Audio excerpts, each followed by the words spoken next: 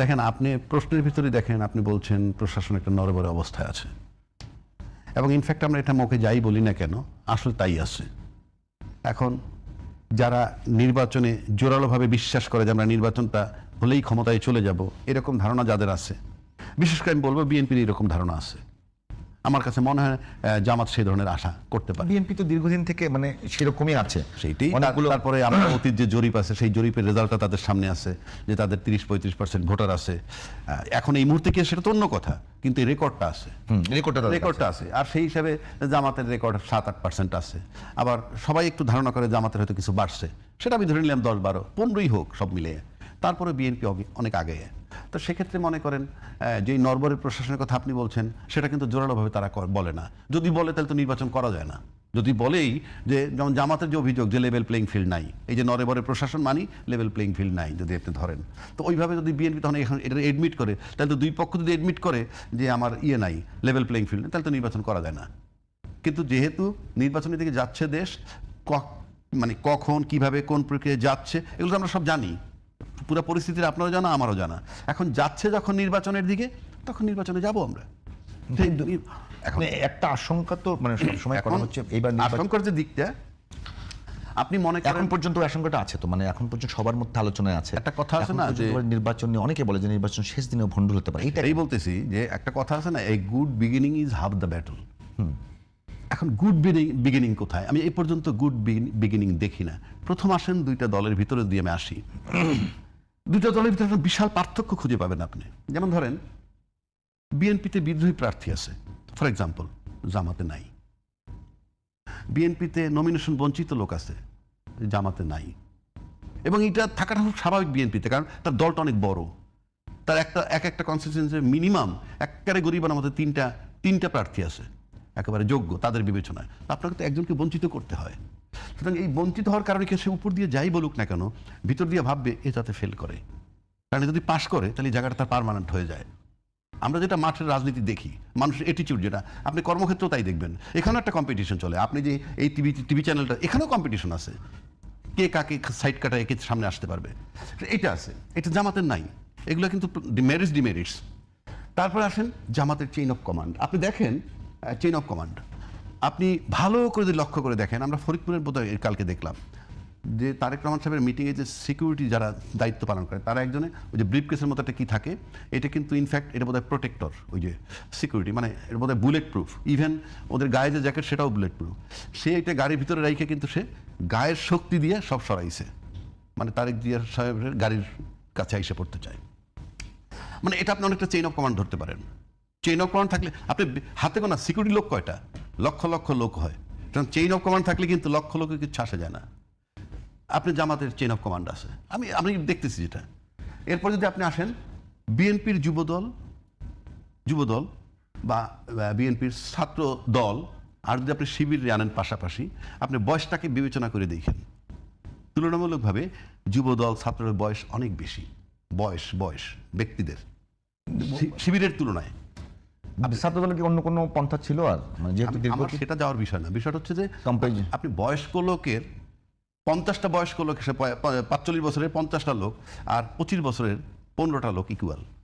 আমি সেই অর্থে বলছি, এটা আমি দোষ দিচ্ছি না, আমি একটা জরিপ মেজার করছি। তারপর যদি আসেন আরেকটা মারাত্মক জিনিস আছে, সেটা হইল বিএনপির ক্ষমতা হারানোর ভয় আছে, জামাতের নেই। এটা কিরকম? এটা এরকম যে বিএনপি একটা বড় দল, আমি ভোটের যে পার্থক্যটা দিছি, নির্বাচন হইলে তার ক্ষমতায় যাওয়ার কথা, সেই হিসাবে সে ক্ষমতায়, আমি ওইটা মিন করছি। তার ক্ষমতা হারানোর ভয়, নির্বাচন হইলে আমি জিতবো, এটা আমি কোনো কারিশমা বলতেছি না, আমি জনসমর্থন, অতীত রেকর্ড, তার যে পরিমাণ ভোটার। বিএনপির বডি ল্যাঙ্গুয়েজে কি রকম আছে যে তার ক্ষমতায় আছে? সেটা তো সেকেন্ড কোশ্চেন আসতেছি, আমি সেটা সেকেন্ড ধাপে আসতেছি। তাহলে সেই হিসাবে তার ভয়, জামাতের ভয় নাই। জামাত যদি ক্ষমতায় চলে যায়, সোনায় সোহাগা, বিশাল ব্যাপার, আসমানের চাঁদটা হাতে পাইলাম। আর বিএনপি যদি ক্ষমতায় যায়, আসমানের চাঁদ হাতে পায় নাই, কিন্তু 16 বছর বঞ্চিত, সেটার জন্য হয়তো অন্য হিসাব নিকার 16 বছর পর আবার আসছি, কিন্তু গেলে সারপ্রাইজিং কিছু না। আমি সেই অর্থে বলছি, অর্থাৎ সেই হিসাবে বিএনপির হারানোর ভয় আছে, কিন্তু জামাতের ভয় নাই। বিএনপি আর আওয়ামী লীগ যদি নির্বাচন হয়, সেখানে যদি আওয়ামী লীগ হাইরে যায়, বিএনপি যেতে এটা গ্রহণযোগ্য, কারণ হাড্ডাহাড্ডি লড়াই হয় ওই অর্থে। শুধু এই ঝুঁকিগুলো তাদের আছে। আরেকটা ব্যাপার আসেন, এরপরে আমি চলে আসি মাঠে ভোটের অবস্থায় যদি আসি, এর সাথে সাথেই আসবে আপনার জুলাই আন্দোলন। এগুলোতে আমি বললাম দুইটা দলের, তারপরে আসবে জুলাই আন্দোলন। এখন জুলাই আন্দোলন ধারণ করে কে, জুলাই চেতনা ধারণ করে কে, এটা ভাই বিবেচনায় নিবে। আপনি যত কথাই বলেন এটা বিএনপি জামাত দুই দলই তো জুলাই আন্দোলনকে ধারণ করছে। এখন যদি বলেন আমি তো সেটা আপনি বলতে পারেন, আপনি জুলাই আন্দোলন ধারণ করেন, আমিও আন্দোলন, কিন্তু যিনি ভোটার সে চিন্তা করবে এই দুইজনের মধ্যে কে ধারণ করে। আপনি কি মনে করেন সেটা আপনি বলেন না, মানে আপনি কি মনে করেন? আমি যদি মনে করি, আপনি আমাকে বলেন, আপনি রাষ্ট্রপতিকে যখন অপসারণ করলেন না তখন আপনি কি বললেন? আপনি বলতে আমি রূপক অর্থে বলছি, আপনি বিএনপি না, আমি ওইটাই মিন করছি, আচ্ছা বুঝতে যাতে দর্শক যাতে মিসআন্ডারস্ট্যান্ড না করে। আচ্ছা, আমি যখন রাষ্ট্রপতিকে তাড়াতে চাইলাম, আপনি তখন বললেন যে নাকি সরাইলে সাংবিধানিক সংকট হবে। কেন হতো না এটা? কেন হবে? তাহলে তো প্রধানমন্ত্রীকে তাড়াইলে সাংবিধানিক সংকট হওয়ার কথা। সেও তো সাংবিধানিক নির্বাচিত পদ, এবং সে চলে গেলে সংবিধান চলবে কেন, সেই দিক নির্দেশনা যেটা নাই সেটা আপনি কাভার হয়ে গেল, আর এইটা কাভার হবে না, কারণটা কি?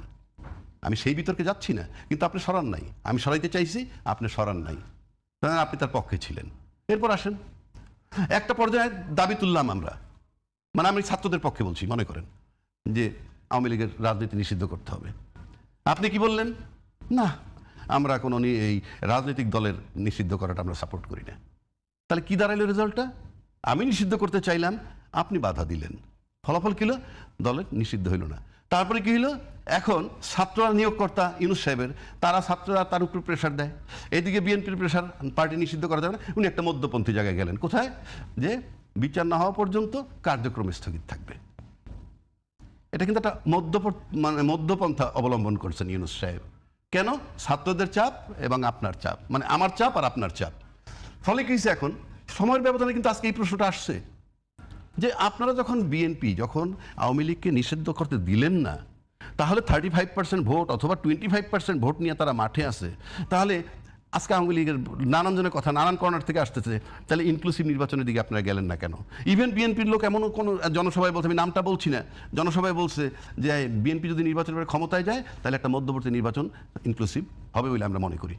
হ্যাঁ, একটা কথা এসছে। তাহলে আপনি নিজেই এখন স্বীকার করতেছেন যে মধ্যবর্তী নির্বাচন হবে।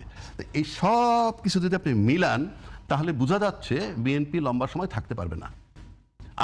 আপনাদের বক্তব্যই তো, মানে আমি বলছি আপনাদের বলতে বিএনপির, আমরা রূপ করতে বলতেছি। তো এইসব বিবেচনা। এরপরে আসেন আর একটা বিষয়, আপনি দেখেন জামাতের আমিরের একটা অ্যাকাউন্ট হ্যাকিং নিয়ে কথা উঠলো। আমি টেকনিক্যাল বিষয় বুঝি না ভাই, এই জন্য আমি খুব টেকনিক্যাল বিষয় খুব জোরালো বলবো না, কিন্তু ওনারা ফাইনালি বের করছেন যে বঙ্গভবনের একজন কর্মকর্তা পাওয়া গেছে এবং তার ইমেইল আইডি এখানে ব্যবহার হয়েছে। আমি আগেই বলছি আমি টেকনিক্যাল ম্যাটার বুঝি না, but it is a fact যে তাকে পুলিশ জিজ্ঞাসাবাদ করতেছে, গ্রেপ্তার করছে কিনা আমি জানি না, ডিবি তাকে নিয়ে গেছে সেই বঙ্গভবনের। এটা একটা বিরাট ডিমেরিটস, মানে সামনে নির্বাচন, সেই নির্বাচনে আইডি হ্যাকিংয়ে বঙ্গভবনের একজন কর্মকর্তা ইনভলভ হয়, যারা যেই বঙ্গভবনের রাষ্ট্রপতিকে আওয়ামী শক্তির পক্ষের শক্তি এবং জামাতকে আওয়ামী বিরোধী শক্তি, জামাতকে ডিসলাইক করে রাজাকার হিসাবে আওয়ামী লীগ বা বিএনপি যাদের কথাই বলেন। সুতরাং এটা কিন্তু একটা টাচি ইস্যু আজকে পর্যন্ত, জিনিসটা কিন্তু হালকা না। এবং এটা জামাত পারছে কেমনে? মানুষ মনে করে যে জামাত প্রশাসনের ভিতরে স্ট্রং, না, তা না, জামাতের টিম আছে।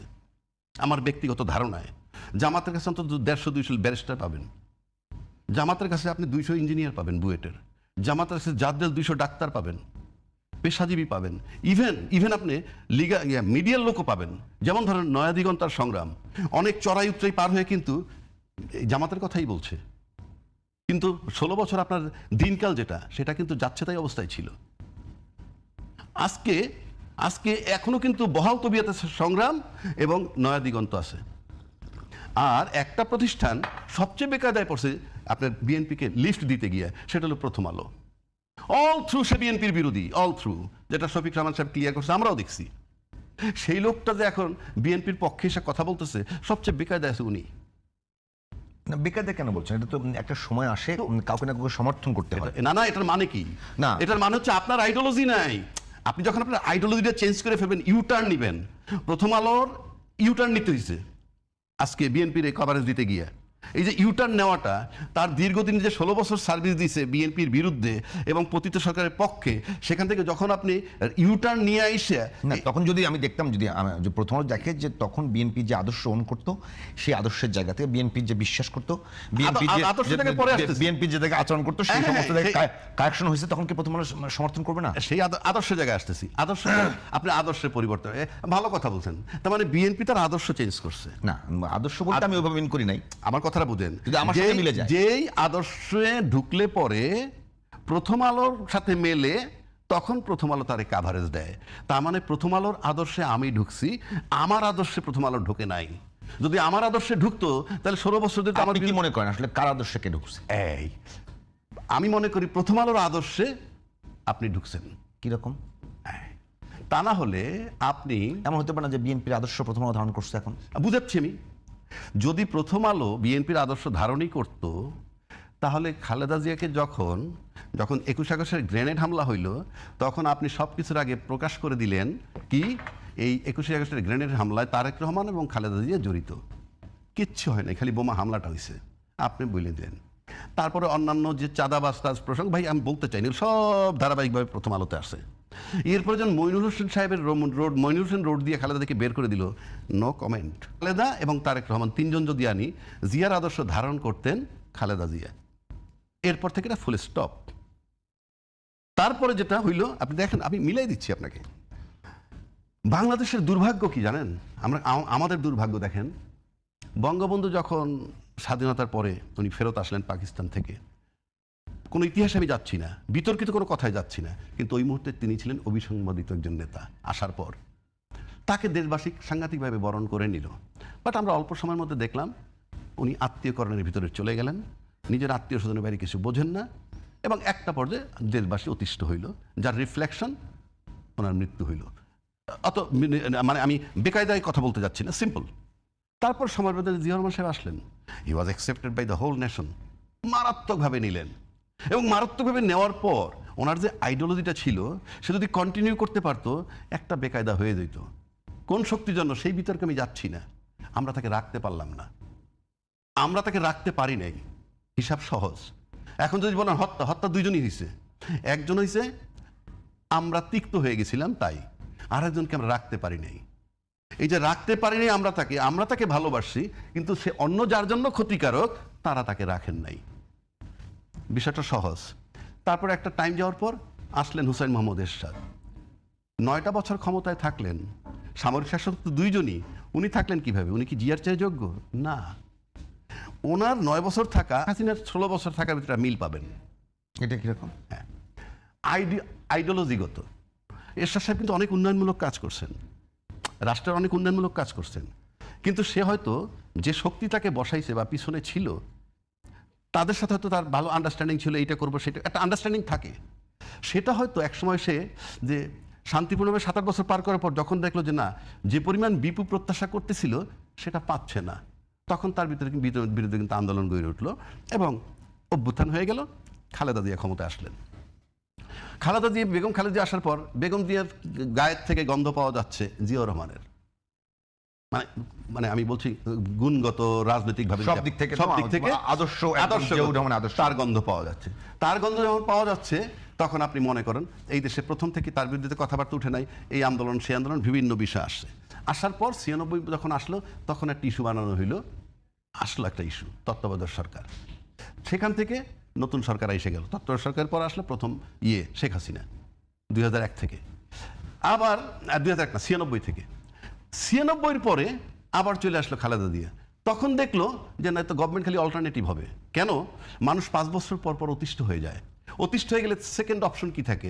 এইবার আপনি আমারে মাইট দিচ্ছেন, মারছেন বলে আমি ভোট, আপনি মারছেন জনগণের, ভোট আমারে দিছে, আবার আমি জনগণের মারলাম, ভোট আপনাকে দিছে। এই যে অল্টারনেটিভ হইতে গেলে লক্ষ্যে পৌঁছানো যায় না, যেখানে আওয়ামী লীগ যে লক্ষ্যে পৌঁছাইতে চাইছিল, তখন আবার আওয়ামী লীগ মনে করলো যে না, তত্ত্বাবধায়ক সরকারটা বাদ দিয়ে দরকার, এবং বাদ দিয়ে কিন্তু সে লম্বা সময় ক্ষমতায় থাকলো। এই যে লম্বা সময় যে সে ক্ষমতায় থাকলো আর এরশাদ 9 বছর থাকলো, এর ভিতরে একটা মিল পাওয়া যায়। বেগম খালেদা দিয়ে কিন্তু যেহেতু জিয়ার আদর্শ লালন করতো, সে কিন্তু একটা সময়ে যাওয়ার পর ওই তত্ত্বাবধায়ক সরকারটা বাতিল করে তাকে কিন্তু আর ক্ষমতায় যাইতে দেওয়া হয় নাই। কারণ যে আদর্শটা দেশবাসীর জন্য প্রয়োজন, যে আদর্শটা জিয়ার যে আদর্শটা দেশবাসীর জন্য প্রয়োজন, সেইটা লালন করতেছিল খালেদা জিয়া। কিন্তু একটা সময় খালেদা জিয়া যখন আউট হয়ে গেলেন বা আউট করা হইলো, যেভাবেই যাক, তারপর বেঁচে ছিলেন দীর্ঘদিন, ক্ষমতায় কিন্তু যান নাই। এরশাদ সাহেব যখন আউট হয়ে গেলেন সেই 1991 সালে না, 90 ডিসেম্বরে 91 থেকে মারা গেলেন 2009-এ, মোটামুটি অনেক লম্বা সময় জীবিত ছিলেন, ক্ষমতায় কিন্তু আর যেতে পারেন নাই। তার মানে ক্ষমতায় লম্বা সময় থাকতে হলে আওয়ামী লীগের গুণে গুণান্বিত হইতে হবে, এবং সেই আওয়ামী লীগের গুণে যিনি গুণান্বিত হবেন তিনিই কাভারেজ পাবেন প্রথম আলোর। আজকে বিএনপি যে প্রথম আলোর কাভারেজ পাচ্ছে, হয়তো প্রথম আলো মনে করতেছে আওয়ামী লীগের গুণে গুণান্বিত হতে যাচ্ছে আজকের এই বিএনপি, তাই প্রথম আলোর কাভারেজ তিনি পাচ্ছেন। আচ্ছা, ধন্যবাদ। আপনি মানে রিপন ভাই এসে আমাদের মধ্যে যুক্ত হয়েছেন, আমাদের সাথে যুক্ত হয়েছেন। রিপন ভাই, আমাদের আজকে আলোচনার বিষয় হলো ভোট নিয়ে ভয়। অনেকগুলো ভয় আছে ভোট নিয়ে। ভয়, হ্যাঁ, ভোটের সংখ্যা আর কি, সংখ্যা বলতে কি এই ভয় না, ভোট হবে কি হবে না সেটা নিয়ে পরের কথা, সেটা তো একবার কেটে গেছে। তো এখন এই নির্বাচন নিয়ে সামাজিক যোগাযোগ মাধ্যম বলেন এবং বিভিন্ন আলোচনা বলেন, আড্ডায় বলেন, অনেকে তো মুখেও বলছে যে এই নির্বাচন নিয়ে একটা যে শব্দটা 5 আগস্টের পরে খুব বেশি আমরা শুনছি যে মেটিকুলাস ডিজাইনের নির্বাচন হওয়ার সম্ভাবনা আছে। যেমন আপনাদের খোদ বিএনপি চেয়ারম্যানও তার বক্তব্যে বিভিন্ন জায়গায় বলেছেন যে তাহাজ্জুদের নামাজের পরে গিয়ে ভোট কেন্দ্র পাহারা দিতে হবে।